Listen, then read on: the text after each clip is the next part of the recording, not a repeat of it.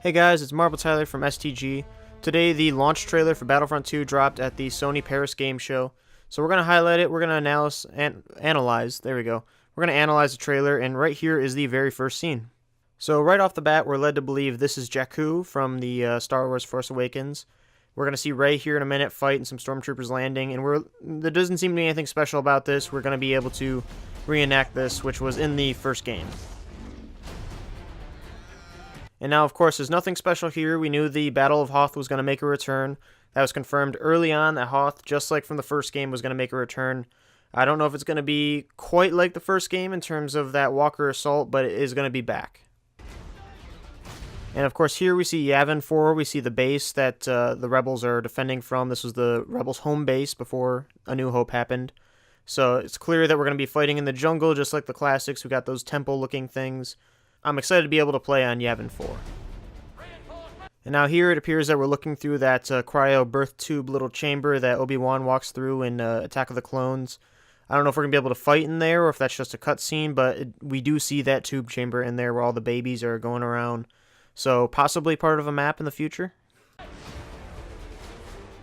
And now we saw that scene on Naboo already in the beta and everything else, but here this is actually something new. We're looking at Kashyyyk. It looks like we're going to be storming the beaches just like we did in classic Battlefront 2 in that campaign mission and the multiplayer mission. How there was the beaches and everything, and then going back into the jungle where there's a base. We can obviously see there's a clone ship there, so maybe it's going to be, assaulting the droids, assaulting the clone ship on Kashyyyk. Seems like it's going to be really cool. That map looks awesome from this still here.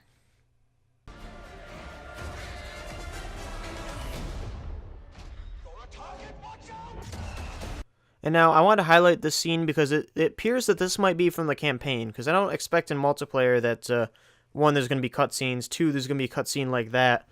I believe this is when the main antagonist or protagonist is going to start changing into more of a First Order. Maybe not a rebel, but she's become part of the First Order and the end of the Empire. So in the last trailer and this trailer, they kind of hint at, hey, she kind of turns against the Empire. And, we do see that eventually she gets to the First Order in Starkiller Base. I think this might be part of that change on Kashyyyk when she's here and she starts to attack the Empire as opposed to, being a part of it.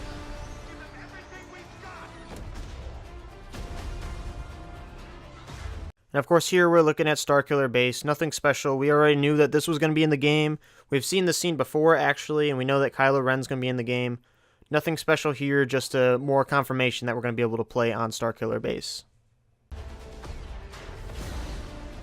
Now this scene here is a little interesting because we don't actually know where this is. It looks like we're fighting the First Order and that we are the Resistance, meaning this should be maybe inside Starkiller Base. We've never really seen too much of Starkiller Base besides Han's death scene.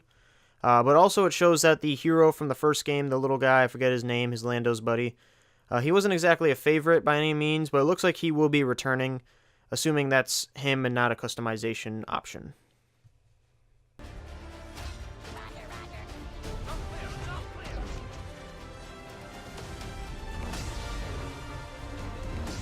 And of course, what would Star Wars be without Darth Vader versus Luke Skywalker?